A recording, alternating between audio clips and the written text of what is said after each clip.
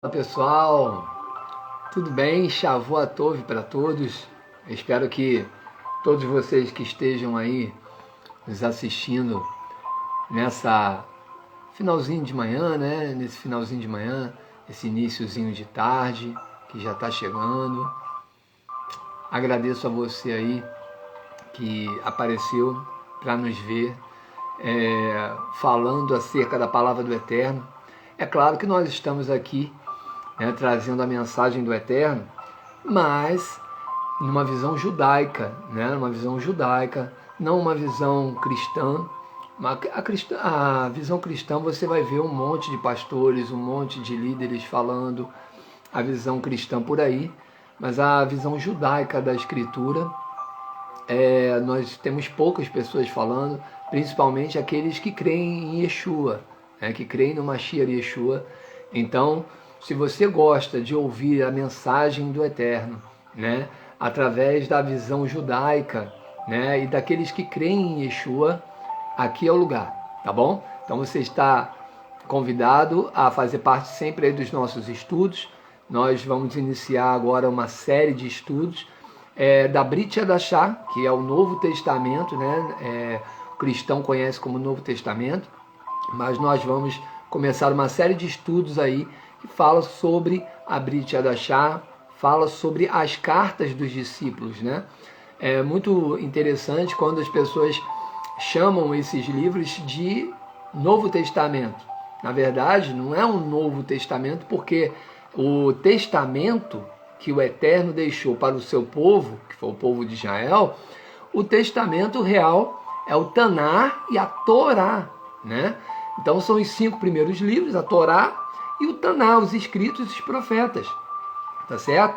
Então, esse é o testamento verdadeiro, que o Eterno deixou para o seu povo. E o Novo Testamento, que eles chamam de Novo Testamento, na verdade, são o quê? São cartas dos discípulos de Yeshua, tá certo? Não descredibilizando as cartas, muito pelo contrário, eu acredito que são poderosas assim para ensinar para nós, como foi a trajetória do nosso Mashiach Yeshua, tudo que ele ensinou, tudo que ele fez aqui na terra, e inclusive, e alguns não gostam de mencionar, mas dentre o povo judeu, porque na verdade o Mashiach Yeshua, ele veio para o povo judeu, Você vai ver aí inúmeros versículos, inúmeros capítulos aí das cartas dos discípulos, dizendo que Yeshua veio para o povo judeu, não veio para o gentio, ele veio para o povo judeu. Porém, em algum momento, o Eterno aprove ao Eterno compartilhar também isso que foi dado para o povo judeu com o povo gentio, os povos das nações. Então, ninguém pode sondar a sabedoria do Eterno, ninguém pode fazer nada disso, A gente não tem essa prerrogativa de sondar e de julgar o que o Eterno fez disso ou daquilo, ou se é bom ou se é ruim. Não. Mas nós temos que, de acordo com a palavra, de acordo com as profecias, julgar aquilo que aconteceu. E o que aconteceu? O que aconteceu foi que uma liderança, não muito numerosa, tá bom? Uma liderança lá de Israel da época, politicamente estava envolvida com Roma. Essa liderança não queria perder a sua magnitude, não queria perder as oportunidades dadas por Roma, E essa liderança aí, ela se corrompeu, mesmo sabendo que Yeshua tinha todas as características, do Mashiach, que ele realmente fazia sinais, e esses sinais não eram falsos, não eram como muitos alegam, até os dias de hoje, não eram falsos, eram todos verdadeiros e tudo mais, mas eles tinham uma missão dada por Roma de manter o controle ali da nação de Israel, para que o povo não saísse da normalidade, para que o povo não saísse ali daquela submissão a Roma. Então eles mantiveram ali essa questão aí do querendo trazer silêncio para dentro da comunidade de Israel. Então, as pessoas que estavam em Israel naquela época, que moravam, residiam, e até os gentios que faziam parte de Israel naquela época, eles entendiam a função dos líderes judaicos, que era uma função de manter o controle da nação judaica.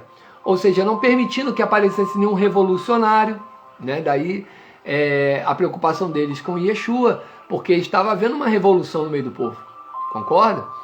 Estava havendo ali um reboliço no meio do povo, e dizendo que ele era Mashiach, e outro dizia que ele era Elias, outro dizia que ele era a reencarnação de João Batista, enfim, tinha um monte de gente falando um monte de coisa, e estava havendo um reboliço em Jerusalém.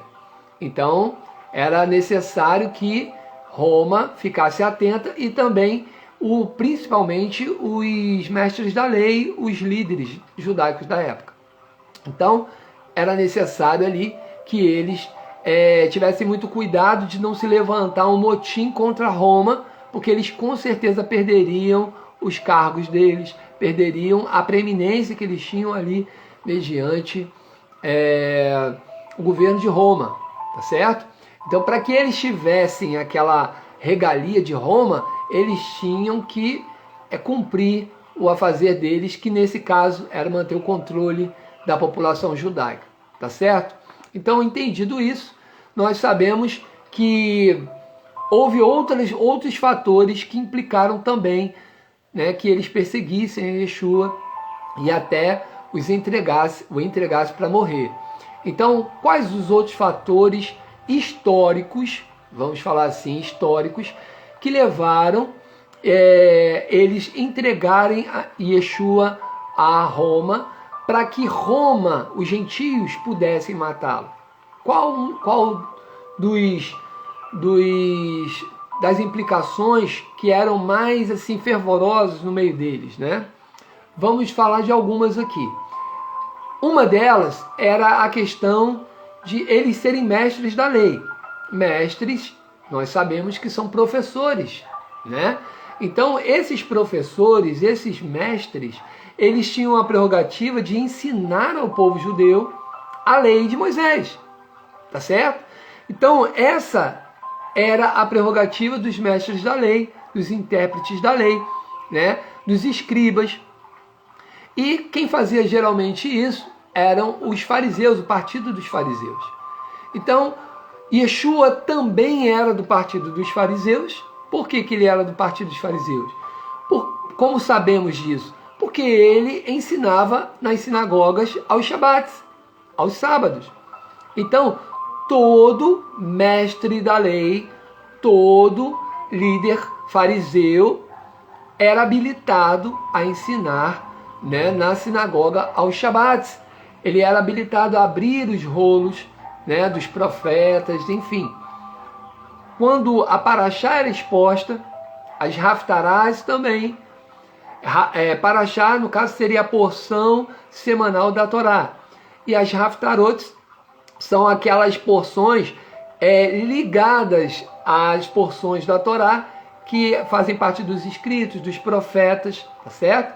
E para quem crê em Yeshua, também usa-se das cartas dos discípulos de Yeshua para poder também falar sobre a Parashá, né, da semana.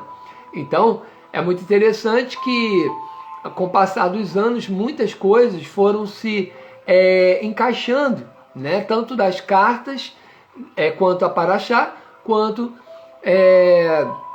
das Haftarot, que no caso seriam os profetas escritos, foram se encaixando, né, junto com as Parashá. Então, as Parashot da época faziam todo sentido quando elas eram confrontadas com o texto, né, lido no dia. Então, assim, vamos deixar claro aqui uma coisa. Há uma proporção grande, né, de judeus crentes em Mashiach, Yeshua, que creem que Yeshua ele não foi, não morreu, né, entregue, no caso, somente pelo povo judeu, e aí, nesse caso, somente com interesses judaicos sobre a morte de Yeshua. Não. Houve interesse de Roma? Houve. Claro que houve, né? Então, existe uma parcela de líderes judeus hoje que creem que Roma também teve interesse na morte de Yeshua, não foi somente o povo judeu, no caso o povo judeu falando claramente aqui para aqueles que estão aprendendo e chegando, né, no judaísmo agora, é o povo judeu. Quando a gente cita que o povo judeu entregou Yeshua para morrer, não estamos falando aqui do povo em si, estamos falando dos líderes judaicos que entregaram o nosso Mashiach Yeshua para que o povo de Roma, né, para que os líderes de Roma pudessem executá-lo, assassiná-lo. Então não foi aqui uma entrega, como diz o cristianismo, né? Ah, Jesus se entregou para morrer por nós. Isso não existiu, tá bom? Isso não aconteceu, historicamente isso é comprovado. Ele não se entregou coisa nenhuma, ele não foi até Roma e disse, ó, estou aqui, nem foi aos fariseus, né, do templo, nada, não foi a ninguém e disse, ó, estou aqui para morrer, né, podem fazer o que vocês quiserem. Ele não disse isso em nenhum momento, muito pelo contrário, ele foi ao monte. Nós judeus falamos rezar na maioria das vezes, mas também falamos orar, né, não tem nenhum problema. Foi ao monte rezar, foi ao monte orar, e lá na sua oração ele pediu ao Pai que, se pudesse, passasse dele o cálice, né? Porque ele já esperava, ele já entendia que ia sofrer bastante na mão dos pecadores, né? Então, e esses pecadores não consistia somente na liderança judaica ali que estava querendo matá-lo, não, mas sim Roma também, que seria o algoz, que seria aquele que aplicaria a pena, né, que ele não era digno, aplicaria a pena e faria com que esse momento fosse o pior possível. Para quê? Qual o objetivo de Roma de fazer com que Yeshua morresse no madeiro, né, e ele sofresse tanto? Qual o objetivo? Era exatamente mostrar para a população de Israel que qualquer judeu que se levantasse dizendo que era rei dos judeus, né, durante o período do governo de Roma, do reinado de Roma sobre Israel, qualquer um que pretensiosamente dissesse que era rei dos judeus ia morrer como ele, ia morrer como Yeshua. Então zombaram, bateram, espancaram, surraram Yeshua, não no sentido de, ele tinha que morrer assim para sofrer pelos nossos pecados. Nada disso. Nada disso. A salvação vinda por meio de Mashiach não teve nada a ver com a explicação greco-romana que você escuta nas igrejas. Nada a ver. O motivo era outro, o sentido era outro, a razão era outra. Tem nada a ver com isso aí. Isso daí foi uma história romântica. O nome já diz romântica, que Roma criou para contar a história do Messias, que, claro, eles pegaram de Israel o Messias e mudaram toda a roupagem do Messias, mudaram o nome do Messias, era Yeshua, o Mashiach, né? Hamashiach. Eles colocaram Jesus, o Cristo. Aí dizem que isso daí é a transliteração para o português. Isso é uma grande mentira, não é verdade, porque primeiro que português, o nome de Yeshua continua sendo Yeshua, né? Se for traduzir, né, no entendimento da nossa língua, seria Salvador, tá certo? Seria, no caso ali, seria aquele que recebe aquele que é a ajuda do Eterno para nós, né? Seria uma tradução aqui mais limpa para a gente entender, seria a mão do Eterno nos ajudando. Esse é o significado do nome Yeshua, tá certo? Que no caso seria, no hebraico arcaico seria Yehoshua, tá certo?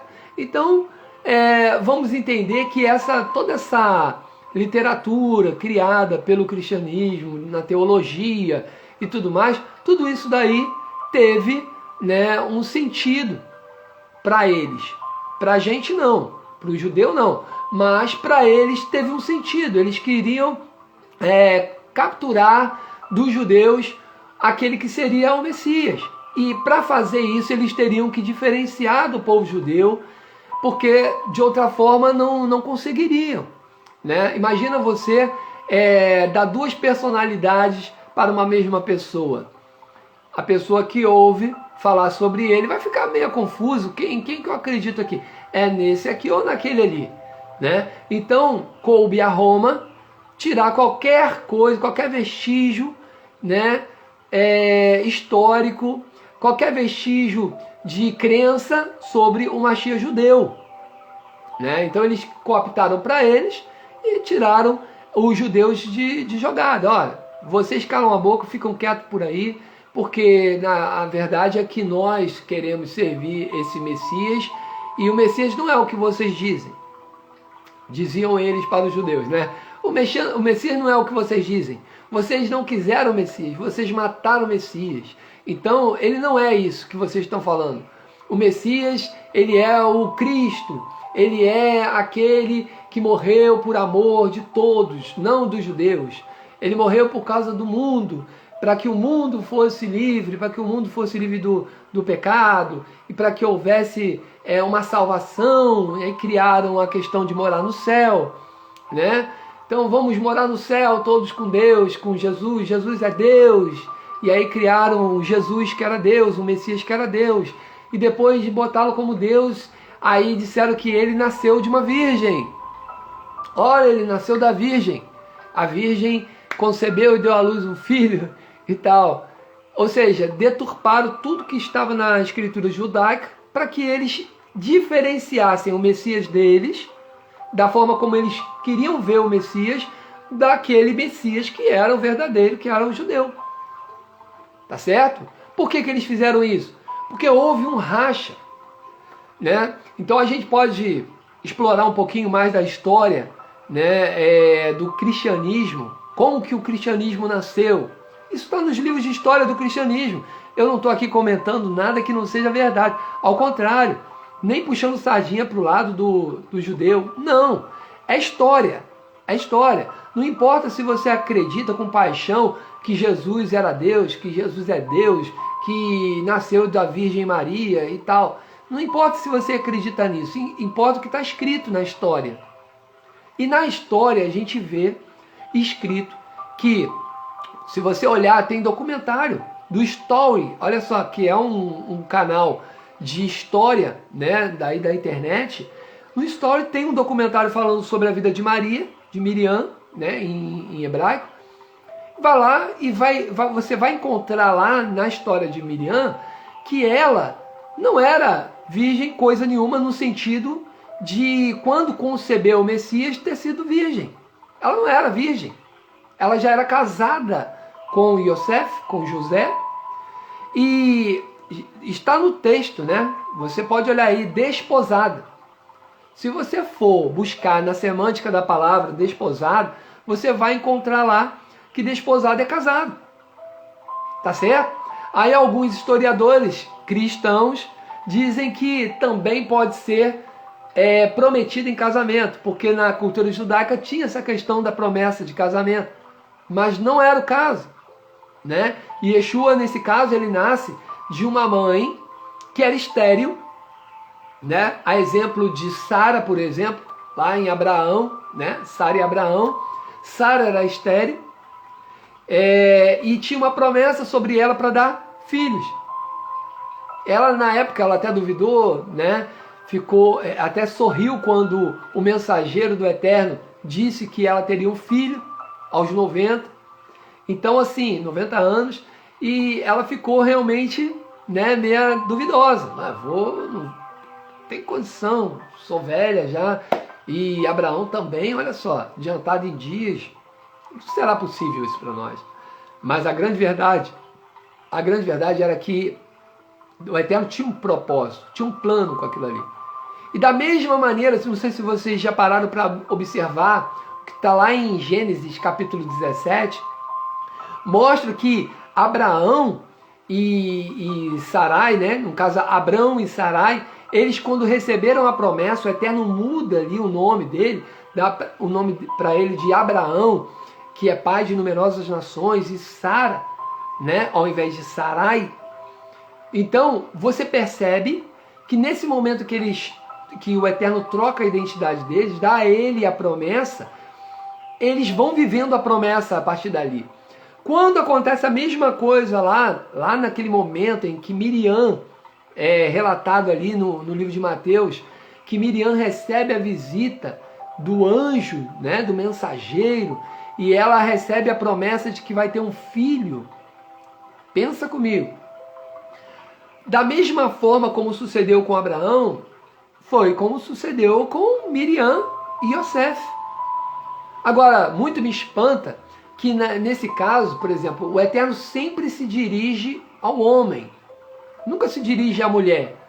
O Eterno nunca chegou para as mulheres e falou: você vai ter isso, você vai ter aquilo. É só você olhar para o que aconteceu com Isabel, né? Que era a mãe de Yohanan. Yohanan imersou João Batista.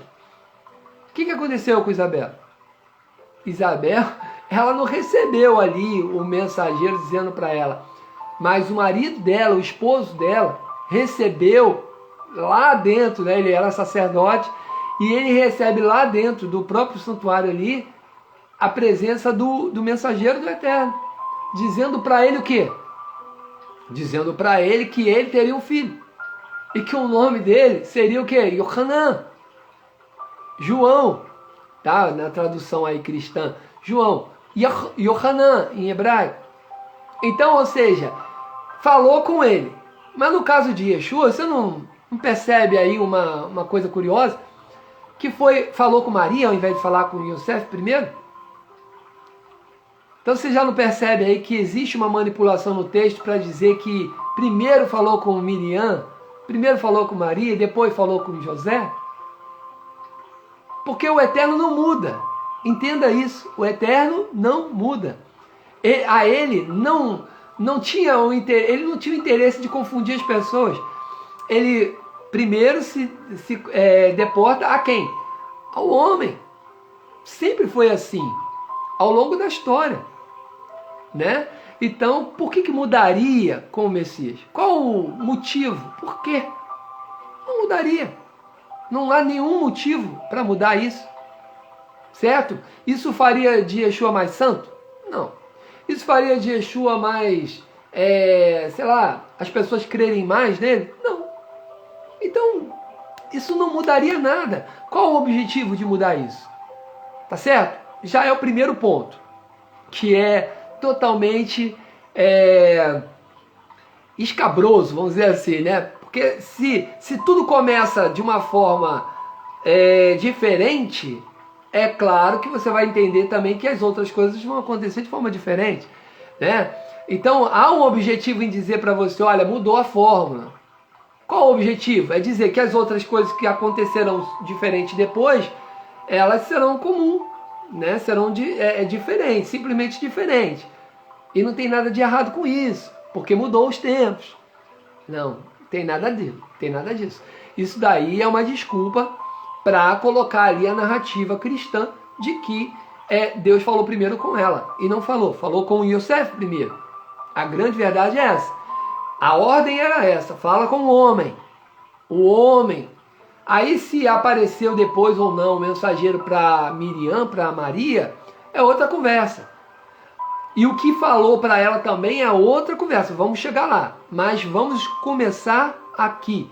O que o Eterno fala para Yosef? No texto você vai ver que o mensageiro diz para Yosef não temer. Que a esposa dele estava grávida do Espírito Santo. Esse é o texto que está na sua Bíblia. Mas você percebe que ele não corrobora com a realidade. Se você olhar a genealogia do capítulo 1, você vai encontrar, eu vou abrir aqui para ler com você, a genealogia do capítulo 1, você vai ver o seguinte, aqui ó, vamos lá, ó. Vai ler a genealogia toda, que eu não vou ler aqui para não ficar muito longo. E no finalzinho, quando chegar lá no verso 16, vai dizer assim, olha, e Jacó, gerou José, Yosef, marido de Maria. Ou seja, Jacó gerou Yosef, marido de Miriam. Ele era marido, não era prometido em casamento. Ele era marido dela. Tá certo? Então, no próprio texto já está dizendo que ele era marido dela. E aí depois vai dizer assim, ó, no verso 17, de sorte que todas as gerações de Abraão até Davi, são 14, desde Davi até o exílio da Babilônia, 14, e desde o exílio da Babilônia até Mashiach, até o Messias, 14. Pronto, terminou aí. Mas ele acabou de dizer que, olha só, no verso 16, Jacó gerou Yosef, marido de Maria, de Miriam, da qual nasceu Yeshua, que se chama o Mashiach. Pronto, terminado esse texto, perceba que ele finalizou a genealogia. Agora, o que tem que acontecer a partir daí desse momento da genealogia? A partir deste momento, ele vai falar, nascido Yeshua, o que aconteceu. Porque para o judeu, perceba, querida, que para o judeu está muito explicado como nasce uma criança. Não precisa um judeu que alguém explique para ele como que nasceu uma criança, como nasce uma criança. Ah, essa criança então nasceu assim. Só é necessário que você explique, nasceu assim, se houver o quê? Uma pretensão da sua parte em mudar o nascimento de uma criança. Porque todo mundo sabe como nasce uma criança. Nasceu a criança, nasceu como? O marido coabitou com a mulher e a mulher concebeu e deu à luz um filho. Pronto, todo mundo sabe disso. Né? Como que funciona. Agora, a narrativa criada pelo cristianismo quis dizer o que para você? Quis dizer, olha, eu vou contar para você como é que nasceu. Porque nasceu de uma situação excepcional. Uma coisa anormal. De um jeito sobrenatural. Entendeu? E qual é o sentido disso? Eu vou explorar sua mente agora nesse momento para que você volte na promessa que foi feita para Davi. Que da descendência de Davi nasceria o Mashiach. Tá, vamos entender agora. A promessa foi dada ao povo judeu dessa forma, que da descendência de Davi nasceria o Mashiach. O povo judeu esperava então um Mashiach que nascesse da descendência de quem? De Davi, meu Deus. Porque se o Eterno quisesse que você acreditasse, ou que o povo judeu acreditasse na época, que nasceria o Mashiach do Eterno, ou seja, de um milagre, ele teria dito, ó, vai nascer de um milagre. Mas não foi o que aconteceu. Quando você olha lá no livro de Isaías, capítulo 7, você vai perceber o quê? O que diz o profeta Isaías? Ele diz que a jovem, ele diz que a moça, ele não diz que a virgem. A sua tradução vai estar lá escrito virgem, porque é uma tradução cristã.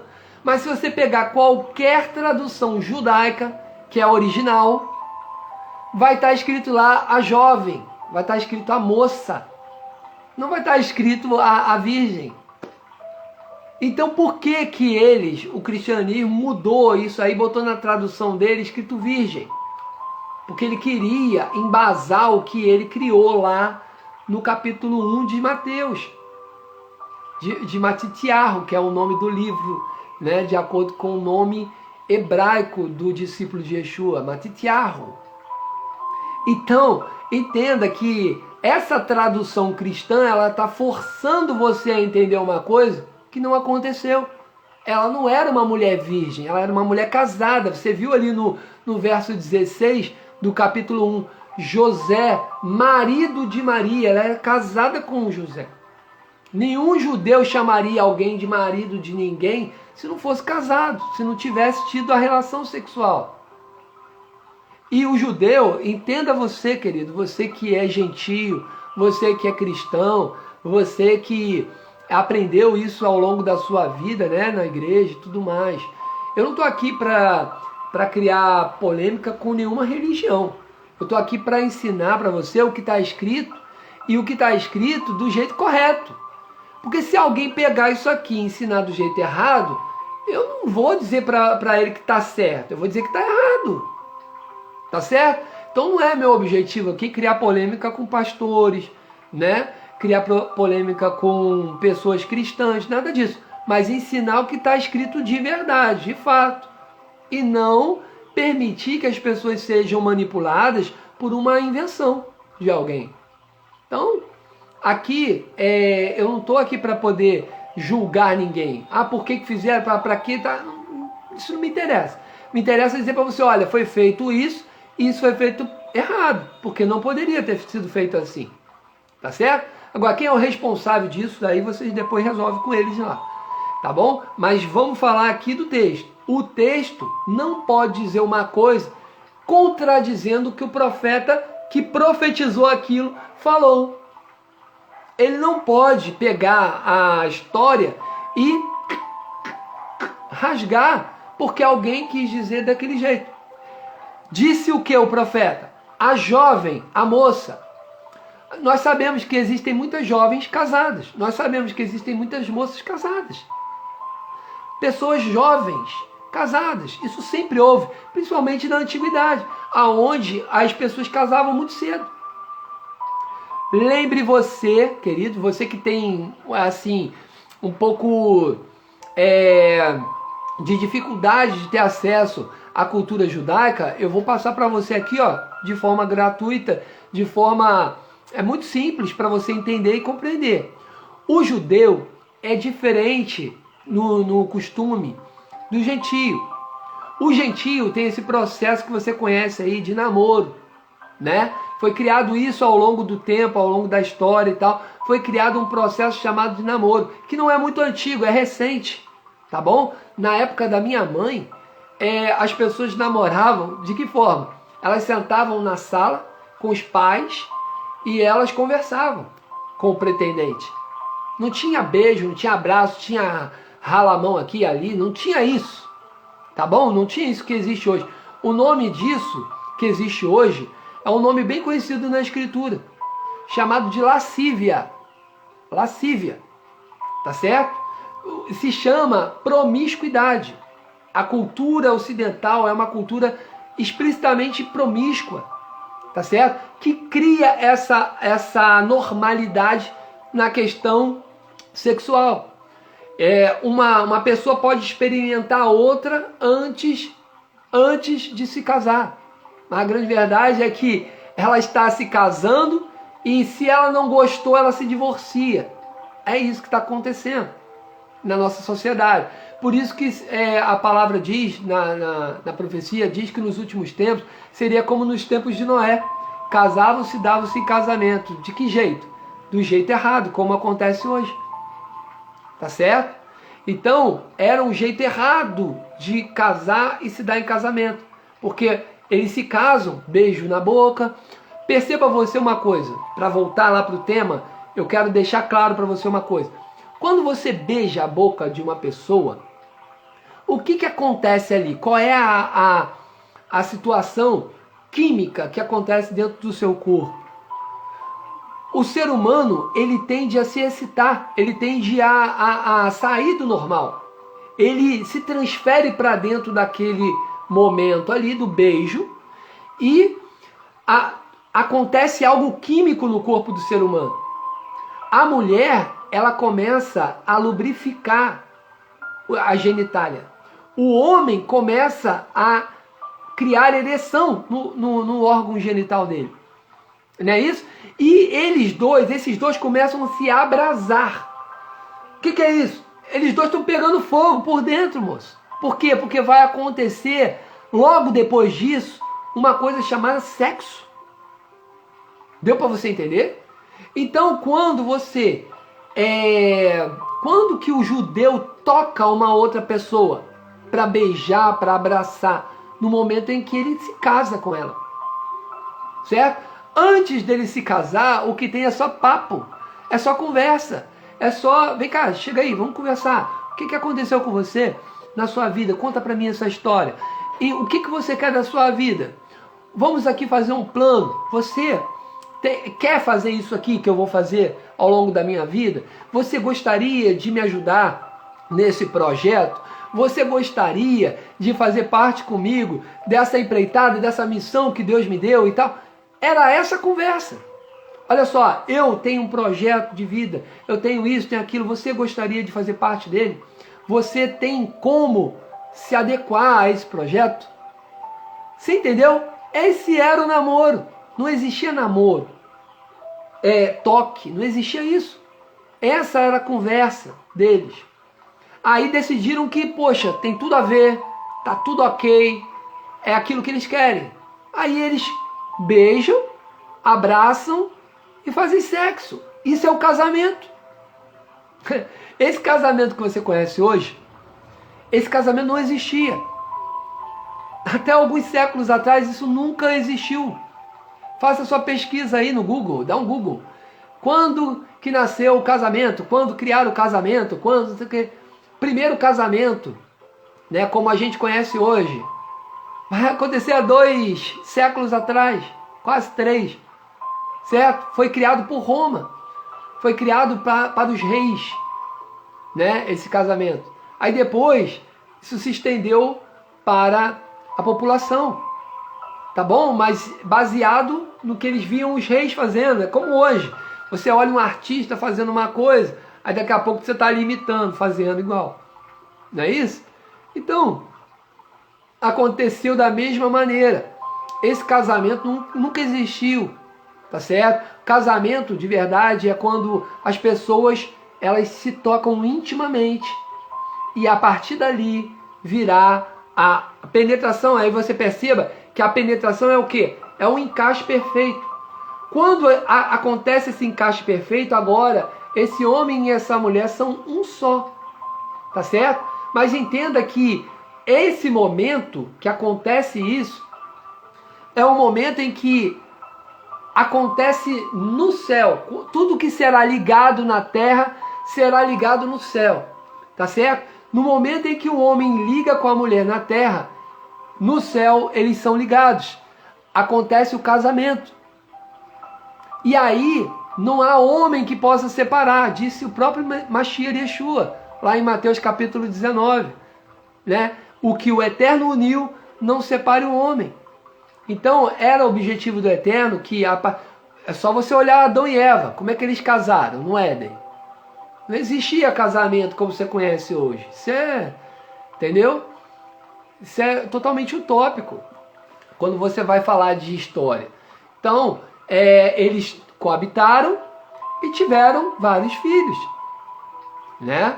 Que ao contrário do que você conhece aí hoje, você acha que Caim e Abel foram os primeiros filhos de Adão e Eva. Impossível. Impossível. Porque desde o momento que Eva foi concebida da costela de Adão, né, lá no caso do Éden, desde aquele momento o Eterno já havia dado para eles a ordem de que eles se multiplicassem, de que eles enchessem a terra.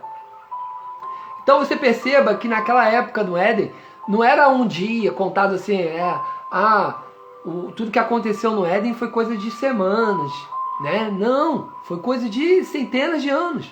Lembre-se que eles eram eternos nessa época, tá bom? Coisa de centenas de anos. E nesse momento de centenas de anos, o que aconteceu? Eles foram multiplicando, tendo filhos. Tendo filhos. E Adão e Eva tendo filhos. Por que a condenação de Eva no pecado foi aquela condenação de vai ter dor no parto? Porque ela tinha parto sem ter nenhuma dor. Ela sabia o que era ter filho escorregando. A criança crescia ali, e aí você pode imaginar que naquela época que tudo era perfeito, não necessariamente eram 9 meses. A maturação da criança podia ser feita até em menos tempo, né? E era tudo perfeito. Então imagine que, sei lá, a maturação fosse feita em 3, 4, 5 meses, alguma coisa desse tipo, ou até 9 meses ainda, que seja, a criança ao estar madura para nascer, o que acontecia? Ela sentia a contração, mas não sentia a dor. Ela sentia que mexia e ela deitava ali e tinha criança, escorregava na relva ali, a criança. Então a criança nascia perfeitamente e saudável, né? Tudo bem, tudo ótimo. Então, ou seja, naquela época eles tiveram vários filhos. Eu não consigo aqui precisar, né, nenhuma quantidade, porque não há nenhum relato histórico que mostre a quantidade. Mas se sabe que era muita gente. Tanto que, no momento em que Adão e Eva são expulsos do jardim e eles concebem ali os primeiros filhos, né, debaixo do pecado, o que acontece? Ali no caso seria o Abel e o Caim, tá certo? Então, Abel e Caim, nesse caso, eles nascem já debaixo do pecado. Quando Caim mata Abel, o que acontece com Caim e o Eterno conversando, né? Eles conversando, o que acontece? Caim pede ao Eterno que não permita que os outros habitantes da terra matem ele. Ele está com medo de morrer, de matarem ele. Quem matar? Se ele era o primeiro homem, né? O Caim, ele era o primeiro homem depois de Adão. E Abel, o mais moço, era o segundo. Quem que ia matar ele? Então você percebe que não tem resposta louvável para isso. Aí você percebe, volta mais um pouquinho aonde eu te falei. Quando Eva foi criada de Adão, o Eterno deu a ordem, é claro, o Eterno dizendo, vai, multiplica, eles multiplicaram. Ou você acha que eles não fizeram sexo em nenhum tempo, em nenhum momento? A mulher 100% saudável, né, perfeita, ela não ia ter filho. Entenda? Então, só foi ter depois do pecado? Né? Como é que ia multiplicar sem fazer sexo? Então não tinha como. Então, é claro que tiveram muitos e muitos filhos, e depois esses filhos, né, eles tinham, e como era a ordem de Deus? Encher a terra. Então não tinha sentido esses filhos ficarem no Éden com eles. Nascia, começava a crescer, eles já deixavam sair do Éden. Então essas crianças iam saindo do Éden e elas iam ficando pelo lado de fora do jardim, não dentro do jardim com eles. Quem tinha a ordem de ficar dentro do jardim era Adão e Eva. Mas fora do jardim, qualquer criança nascida por eles poderia viver. Naturalmente, perceba que não tinha morte, não tinha perigo, não tinha nada desse negócio de ficar longe de pai e mãe, não tinha nada disso, né? Eles tinham livre acesso ao jardim, podiam entrar e sair a hora que quisessem, mas tinham que encher a terra, tá certo?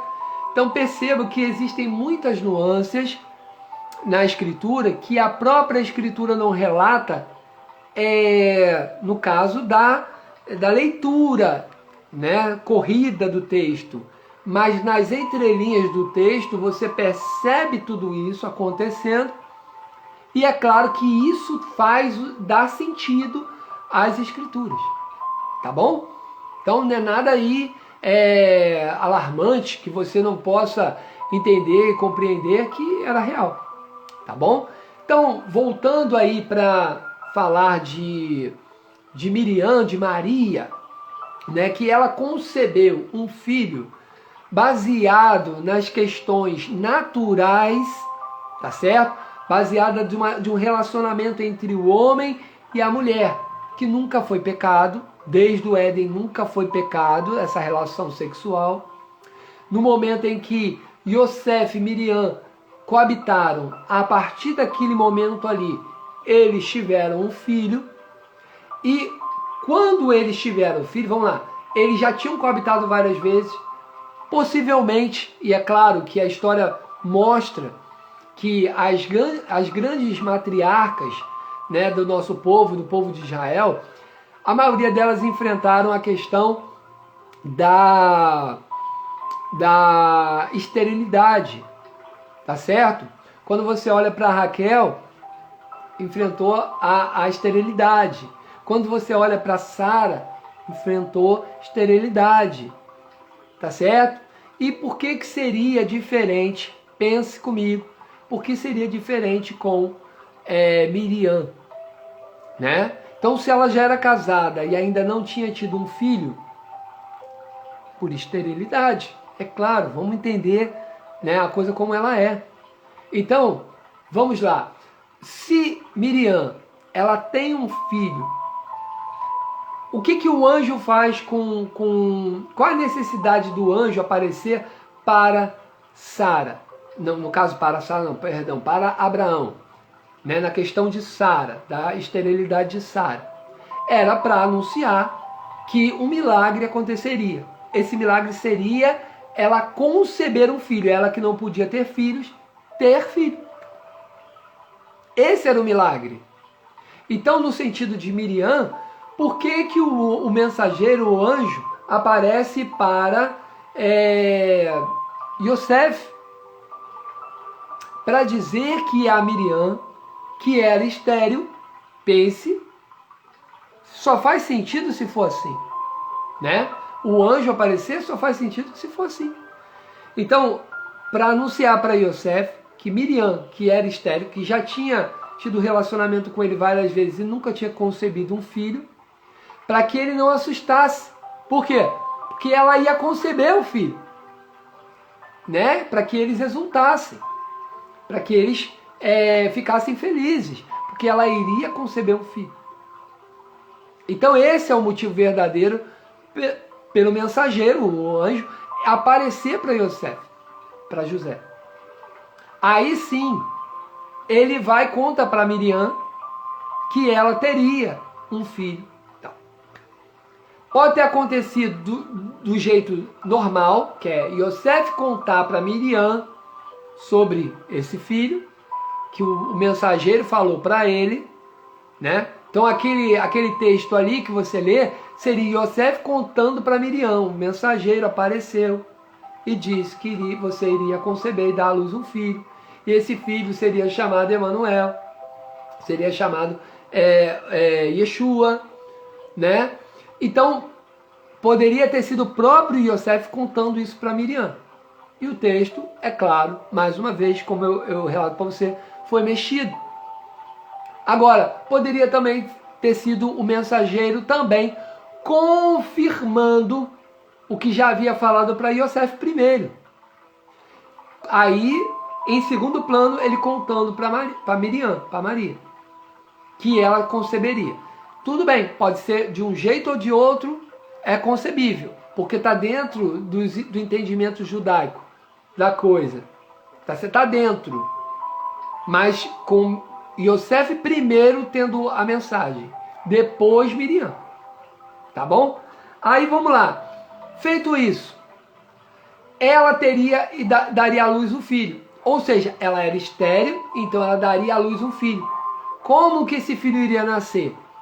Faz sentido que fosse o Espírito Santo pegando semente de Yosef, que ele era da descendência de Davi. Ele era descendente de Davi, da raiz de Davi. Então faria sentido o Espírito de Deus ter que pegar dele a semente e colocar dentro de Miriam. Eles já eram casados, eles já tinham relação, ela era estéril. Como que ela teria filho? Tendo relacionamento e concebendo a partir do relacionamento. Então esse é o sentido correto do texto. Aí qualquer judeu, eu te desafio, você pega essa história contada dessa maneira, fala para um judeu e diz que isso daí está escrito lá no que eles chamam, no que o cristão chama de Novo Testamento, e diz, isso aqui tem avodazará, isso aqui tem idolatria. O judeu vai falar, não estou vendo nenhuma. Não estou vendo nenhuma. Um homem coabitando com a sua esposa, tendo um filho. A esposa que era estéril, agora concebendo e dando à luz um filho. Não estou vendo nenhuma avodazará, não estou vendo nenhuma maldição, nenhuma idolatria, nada. E aí? Esse judeu tem motivo de não acreditar que Yeshua é Mashiach? tem motivo de não acreditar? Ele pode, com certeza, acreditar a partir desse momento em que você conta para ele a história da forma como a história de fato é, ao invés de estar deturpado o texto, dizendo que ela concebeu, ela era virgem, era casada, mas era virgem, uma confusão, entendeu? Ela era casada, mas era virgem, era prometida em casamento, mas era virgem. Depois eu pergunto para você, aonde você viu no texto da escritura aí, dizendo que eles se casaram? Qual o texto que mostra que ela era prometida para ele em casamento? E qual foi o texto que mostrou que eles se casaram depois? Porque se ela concebeu e deu à luz ao Messias, depois para ela ter relacionamento então com José, ela tinha que casar com ele. Casou como? Aonde está escrito que ele casou com ela, que ela casou com ele? Como que eles casaram? Se não do jeito que eu expliquei. Se não do jeito que é o jeito normal. Eles tiveram um relacionamento e ali estava feito o casamento como era desde sempre. Jacob casou com Raquel, com Lia, com Raquel, qual foi a forma que ele casou? Teve festa no dia de Lia. No dia de Lia, porque era pretensão do pai delas, né, mentir para eles, botar a Lia no lugar da Raquel. Entendeu agora? Então era motivo que ele estava arrumando ali, vamos tomar uma bebida aqui, vamos fazer uma confraternização aqui de felicidade por você estar casando com a Raquel. Aí vai embriaga o homem, embriaga Jacob e dá a Lia. Então esse momento em que Jacob recebe Lia, ele está bêbado, ele não entende, não sabe quem é que está coabitando com ele ali, nem nada. Então nesse momento é o casamento, e ele casa com uma pessoa que não era aquele que ele queria casar, que havia sido feita a promessa. Então, no momento em que Jacob casa com Lia, foi pelo sexo, foi através do relacionamento. E todos os outros, se você olhar, todos os outros patriarcas, todos os outros casaram do mesmo jeito. Não tinha casamento, festa de casamento. A Ketubá foi feita posteriormente, né, pelo povo judeu, que era o contrato de casamento. Foi feito posteriormente, tudo isso foi feito posteriormente. Nada disso existia na época. E aí depois, na época de Yeshua, era comum que Yeshua foi num casamento, você concorda? Numa festa de casamento, foi. Perceba que ele foi numa festa de casamento de alguém estranho, mas os pais dele não tiveram casamento. Qual o motivo disso? Não relata o casamento de Yosef e Miriam, mas relata que ele junto de Miriam foram num casamento. Qual é o significado disso? Miriam era pobre, Yosef era pobre naquela época, como hoje, né? Como hoje. Não tem como se casar, não tem como dar festa, não tem como fazer isso. Não tem dinheiro para comprar um monte de vinho e ofertar para os convidados. Certo? Então como que eles iriam dar uma festa, se casar dando festa? Não iriam, eles eram pobres. Vê como que eles foram lá para o Egito, fugido, num jumentinho, no meio da tempestade de areia, no deserto. Tá entendendo? Eles não tinham posse, não tinha nada disso, não tinha casa, não tinha nada, vamos dizer assim, financeiramente, né, muito estabelecido, então muito estável. Não. Então não tinha como fazer esse tipo de casamento. Casamento, vamos entender, esse tipo de casamento com festa, com recepção de convidados e tudo mais, era feito para os ricos. Para os pobres não tinha, como é feito hoje também. Os pobres não têm condição de se casar dando festa, fazendo tudo isso. Eles vão ali no cartório, né? Hoje em dia, antigamente não tinha isso, hoje em dia eles vão ali no cartório, assinam ali o documento dizendo que eles estão casados. Mas a grande verdade é que não é aquele documento que casa. Por que não é aquele documento que casa? Porque se em 24 horas houver desistência de um dos dois, aquele documento ali é anulado. Se não houver relação sexual. Se houver relacionamento sexual, é validado o casamento. Mas se não houver relacionamento sexual, não é comprovado que não houve, então pode ser anulado. Em 24 horas pode ser anulado o documento. Então prova-se com isso que o casamento mesmo que logo após, casou agora, assinou agora, daqui a 5 minutos eles foram ali para o hotel e tiveram relacionamento. Daqui a 5 minutos eles já não podem mais se descasar. Só através de processo de divórcio. Hoje, na nossa legislação. Agora, se eles não tiverem relacionamento íntimo, em 24 horas eles não tiverem, porque seria a lua de mel, o período da lua de mel, se em 24 horas não tiverem relacionamento, eles quiserem desfazer aquilo ali, eles podem. Porque não estão casados de fato. Estão casados só por um documento. E esse documento é passível de anulação se não houver o relacionamento íntimo.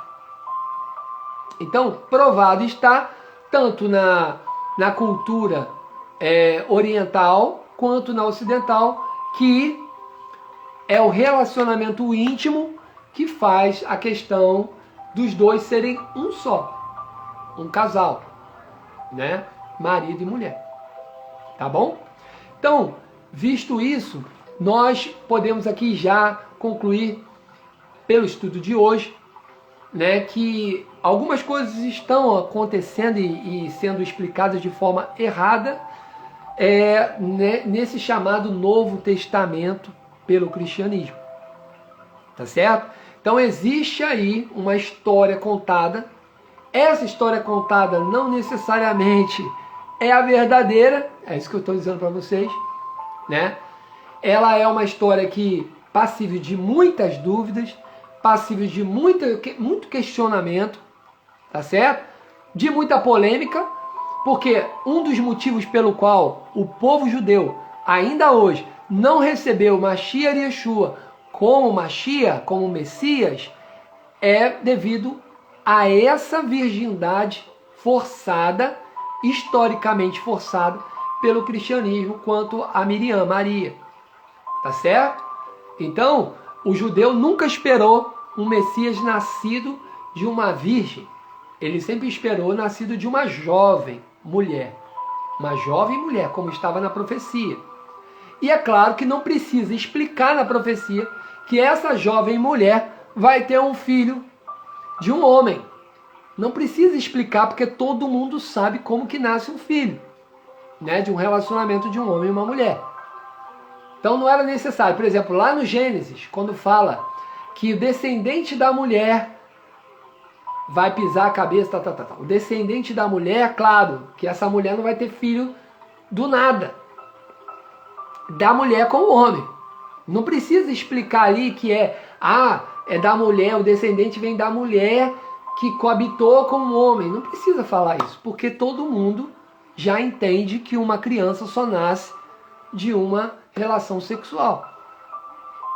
E todos os relatos que existem na história do mundo de alguém que nasceu de uma virgem é mitologia.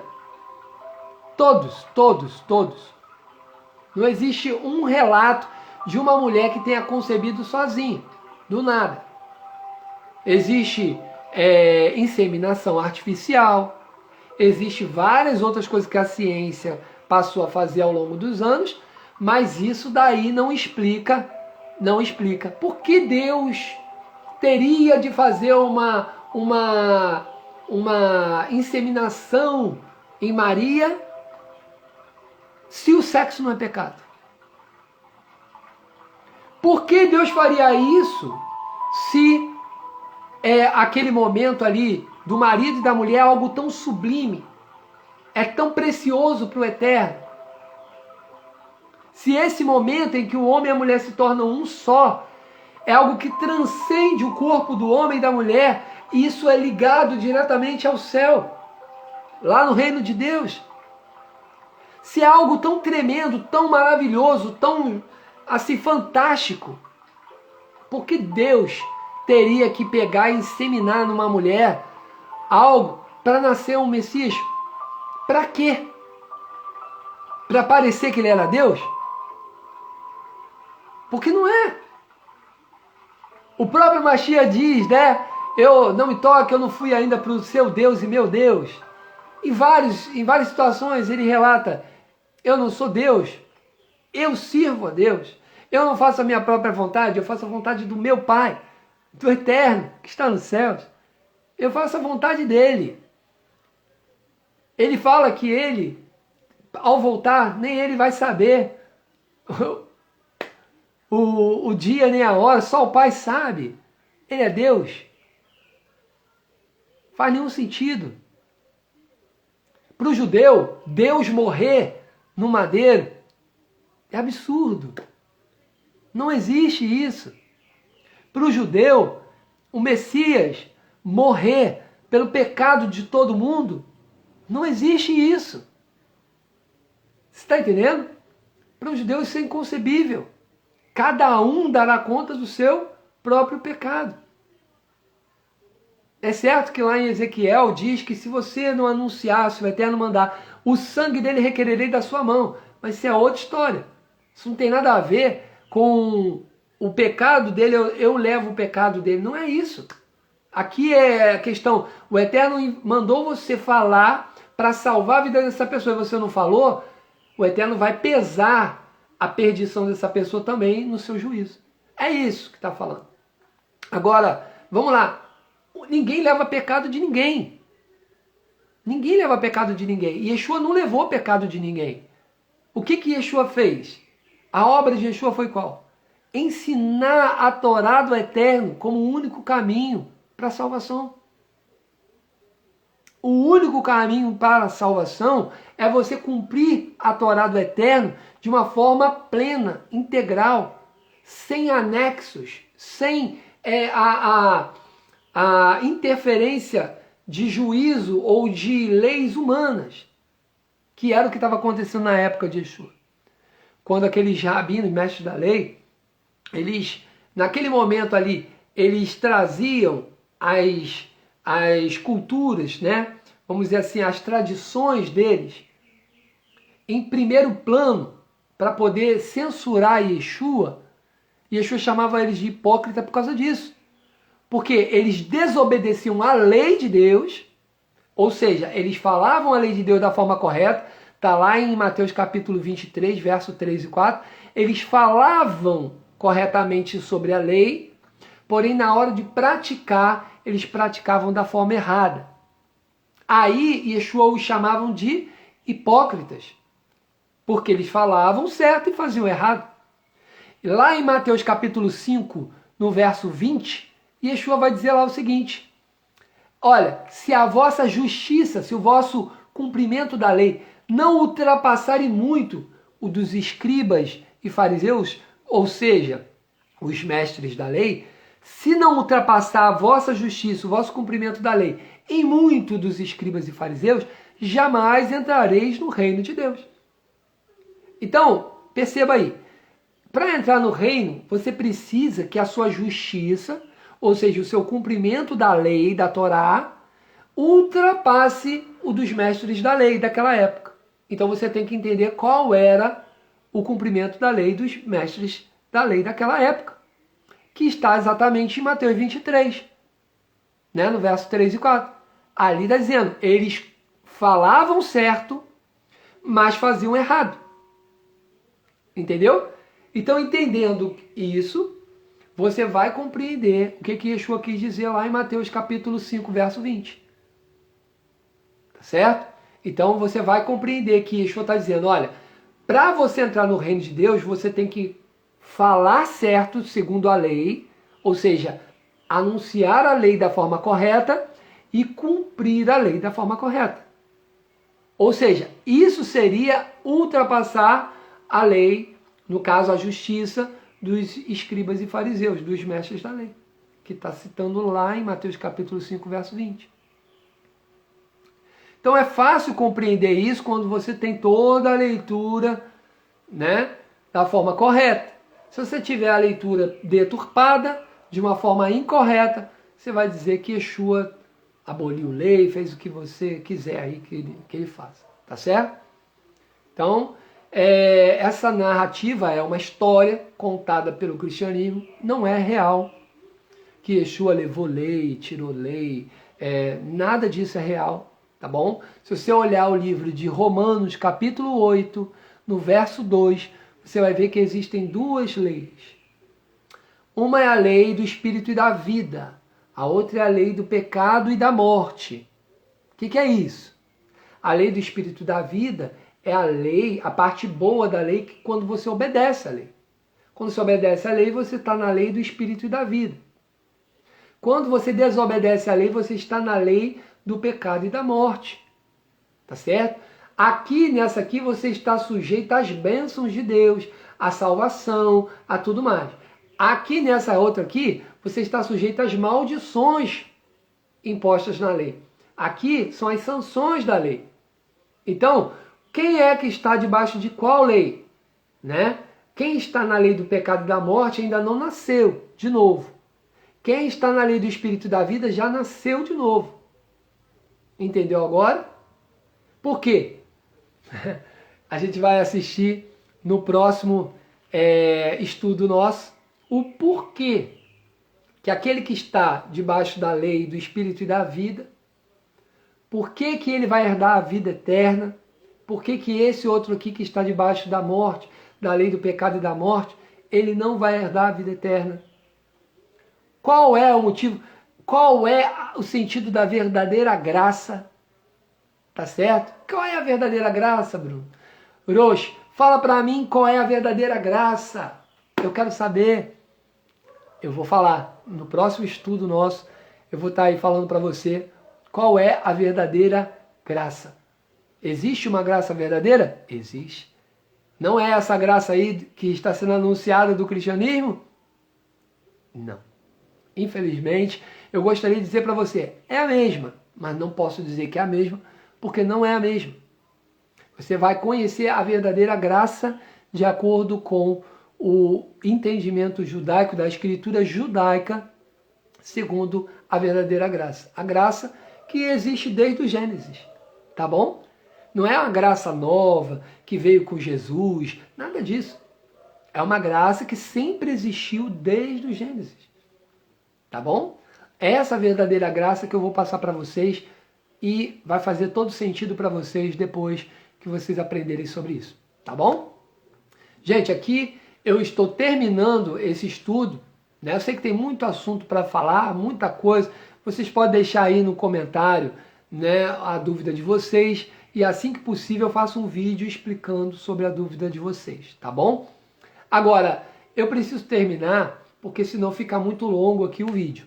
Agora, eu quero deixar para vocês que eu tenho terminado aí um estudo, né? Eu estou fazendo um curso onde você vai poder ter acesso a todos esses ensinamentos que eu estou falando aqui para vocês no vídeo.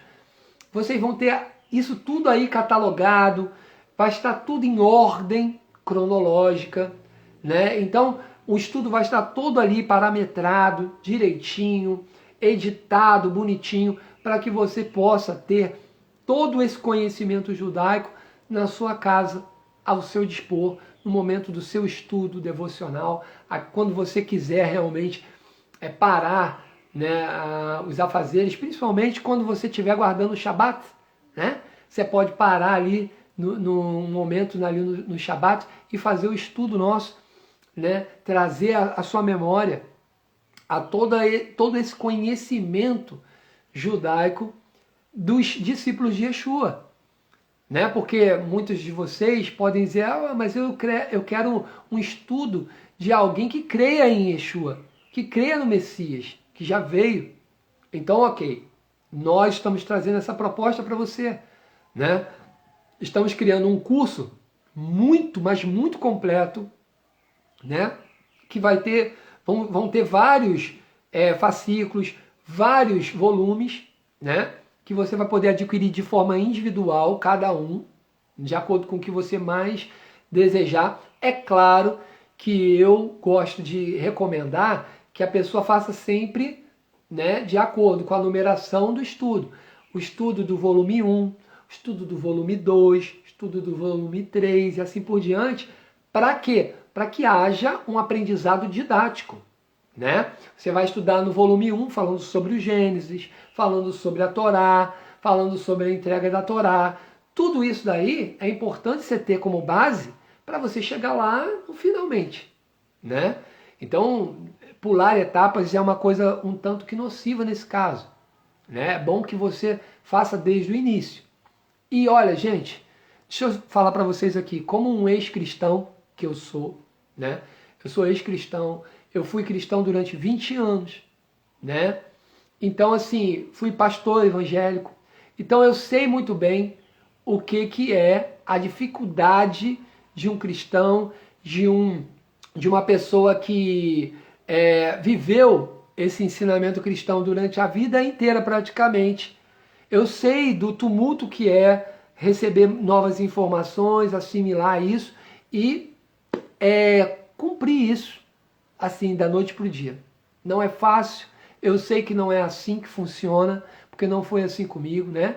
Eu tive um processo, eu sei que vocês também têm um processo, né, de compreensão, né, de que alguma coisa está errado, essa explicação, né, greco-romana, no caso, cristã, da Bíblia. Que a Bíblia, você tem que entender, a Bíblia é um livro judaico. É um livro judaico explicado por gentios. Como isso pode acontecer? Como pode um gentio explicar um livro judaico melhor do que um judeu? Como pode os pastores hoje em dia estarem anunciando nas igrejas, nos seus eventos, em seus cultos, que eles conhecem muito sobre teologia e o judeu não conhece nada? Né? Ou seja, não, os judeus dizem isso, mas o judeu não sabe nada. Ele não conhece Jesus, ele não conhece o Messias. Nesse caso aqui, esse judeu que vos fala, que um dia foi cristão, né, que é descendente dos judeus que são sobreviventes do Holocausto, esse judeu aqui que fala para vocês, já teve toda essa experiência com o cristianismo no passado, toda essa experiência com as teologias cristãs, seja católica, seja pentecostal, seja protestante, né? Já tive contato com tudo isso, já estudei tudo isso. Agora, eu não tinha estudado ainda, era o conhecimento judaico acerca da Escritura. Ainda não tinha estudado. Quando eu comecei a estudar os sábios judeus, quando eu comecei a estudar a Torá de verdade, fazendo ali o ciclo anual da Paraxá, né? Tendo ali as Haftará também para poder consultar os profetas, os escritos. Quando eu comecei a abranger tudo isso, quando eu comecei a deixar de lado aquela história de que o Velho Testamento, o Antigo Testamento era passado, quando eu comecei a estudar realmente tudo isso, a minha mente mudou, abriu completamente. Eu comecei a compreender realmente tudo aquilo que realmente eu precisava compreender para entender as Escrituras. Até então eu não entendia a Escritura, mas eu só fui entender quando eu comecei do início. Quando eu realmente fui lá no início aprender sobre a Torá, aprender sobre os escritos e os profetas. Aí foi que eu compreendi as cartas dos discípulos de Yeshua. Porque as cartas dos discípulos de Yeshua relatam tudo aquilo que foi profetizado lá no Antigo Testamento, falado pelos cristãos, né? Lá no Tanar, lá na Torá. Tudo que foi profetizado lá, as cartas do Novo Testamento, as cartas dos discípulos de Yeshua, elas testemunham disso. É claro que tem os enxertos, como eu disse para vocês aqui no estudo. É claro que teve mexida ali, mexeram no texto aqui, trocaram a ordem de alguma coisa, mudaram isso, mudaram aquilo, mexeram no texto. Quem fez isso? Quem compilou o texto. Quem compilou o texto? Você sabe. Você sabe quem foi que compilou o texto. Esse texto aqui do Novo Testamento, chamado Novo Testamento, quem compilou? As cartas são judaicas. Os discípulos são judeus. O texto é judaico. O texto está falando exatamente do povo de Israel. O contexto todo histórico é Israel. O contexto todo aqui é o povo judeu. Porém, quem compilou esses textos? O cristianismo. E o cristianismo deu a ele o formato que quis, deu a ordem que quis, botou um aqui, outro ali, outro lá, fez o que quis. Mexeu no texto, trocou os termos, por exemplo. Você vai ver ali a palavra igreja. Igreja não existe em Israel, entre o povo judeu. Se foi os judeus que escreveu, não tinha igreja. Então, você percebe que a palavra foi inserida por quem? Por quem criou a igreja, por quem gerou a igreja, que foi os cristãos. Então, trocou-se a palavra kahal, que era congregação, reunião de pessoas, né, comunidade, e botou-se a palavra o quê? Igreja. Tirou-se a palavra Yeshua, é o nome do Mashiach, né, que no caso seria do hebraico moderno, mas no hebraico arcaico, o antigo, antes, né, do exílio na Babilônia, né, se chamava Yehoshua. Aquele que se chamava pelo nome do Mashiach se chamava Yehoshua. E já existiam vários Yehoshua na época, né? Que é o mesmo nome de Josué. Então era Yehoshua. Então, ou seja, isso é atestado pelos livros de teologia cristão, tá bom? Tá ali, ó. O livro Ser Cristão de Hans Kung, tá lá, escrito. Tá certo? Que o nome dele é Yehoshua. E, sendo Yehoshua, o culto dele era judaico. O próprio teólogo diz, né? O culto dele era judaico. A família dele era toda judia. A mãe, o pai dele, todo. Ó, chama Yosef de pai, o teólogo, tá bom? Yosef é pai de Yeshua. Então, ó, o pai era judeu, a mãe era judia, o pai era da tribo de Davi, da tribo de Judá, né? Da descendência de Davi. A mãe era judia. As orações que Mashiach fazia, que Yeshua fazia, todas eram judaicas. Tá bom? O procedimento ritual dele, do Shabat, era judaico. O dia de guarda era Shabat, de Yeshua. Então, você vai ver um Messias totalmente judeu. Tá certo? E o que o cristianismo faz? Ele desvincula isso. Tá bom? Isso a gente vai estudar com mais precisão em outros vídeos. Tá certo? Então aqui, ó, eu deixo um abraço para você dizendo que nós temos o curso. Tá bom? Esse curso é um curso de teologia judaico Derer, que é exatamente o nosso viés, né? Nós somos os judeus do caminho. Tá bom? Derer é uma palavra hebraica para dizer caminho. Tá bom? Então, nós somos os judeus Derer, judeus do caminho. E nós ensinamos a Torá, ensinamos também as cartas dos discípulos dentro do contexto judaico da Escritura. Tá bom? E nós temos aí esse curso que nós estamos desenvolvendo, terminando aí de desenvolver esse curso. Eu vou estar colocando ele para vocês à disposição, para que vocês adquiram e possam estudar a palavra do Eterno, a Torá do Eterno, possam estudar o Taná do Eterno, estudar as cartas dos discípulos, tudo isso à luz do judaísmo, à luz da perspectiva judaica, tá bom? Que é a mesma do Mashiach, de Yeshua, tá certo? Então, deixo para vocês um grande abraço, um forte beijo para vocês, que o Eterno abençoe vocês aí e realmente dê a vocês muita iluminação, porque vocês realmente precisam. Existem muitas vozes e pouco conhecimento proveitoso sendo entregue para vocês. Tá bom? Espero ser essa luz para vocês e ajudar bastante no conhecimento de vocês. Um grande abraço, até a próxima aí. Shalom. Shavua Tov. Uma nova semana muito abençoada para vocês. E até.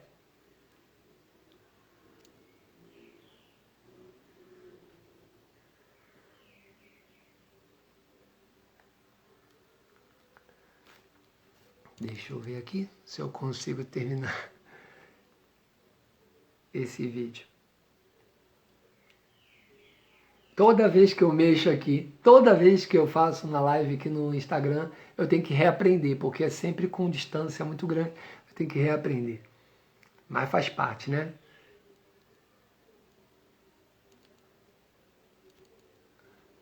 Bom, eu acho que eu enviei para mim mesmo, mas agora eu vou olhar aqui como que eu termino isso aqui, né?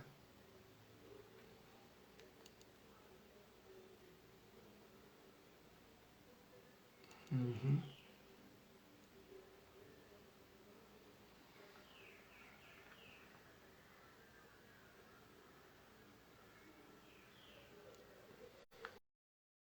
Acabou não? Ainda não acabou, gente. Como é que eu faço isso? Aqui eu tiro.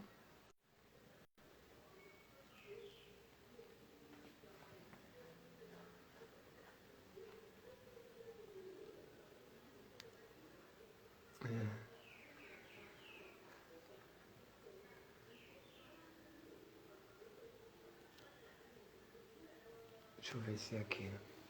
Pedidos para participar, você não tem solicitação.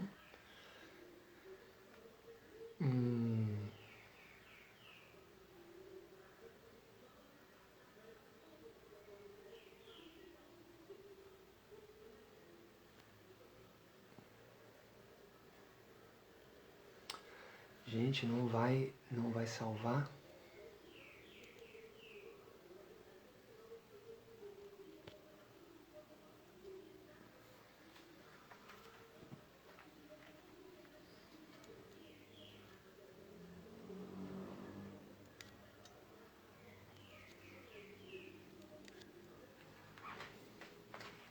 Só um minuto.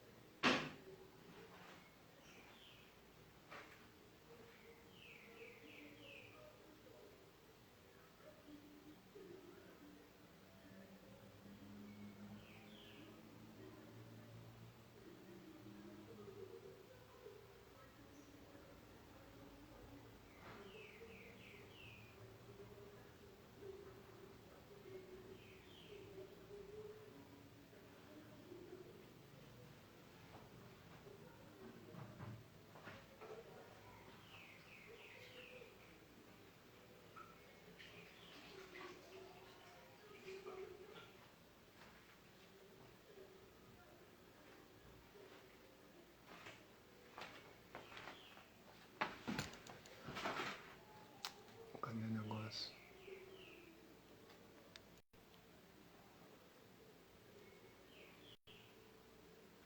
Eu já compartilhei. Eu preciso encerrar.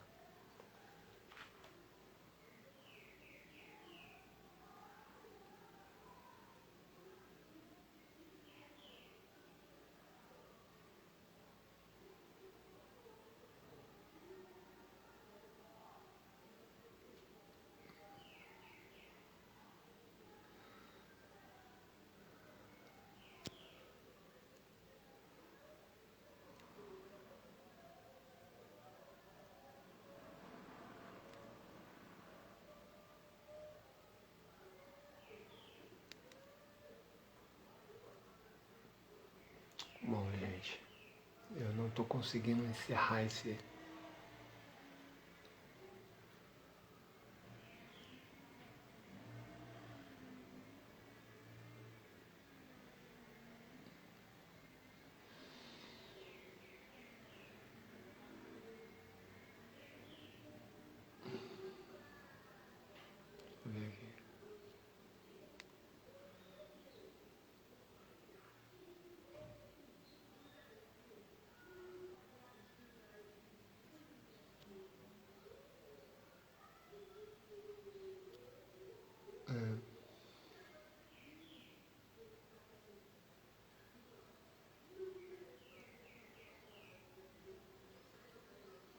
Encerrar agora.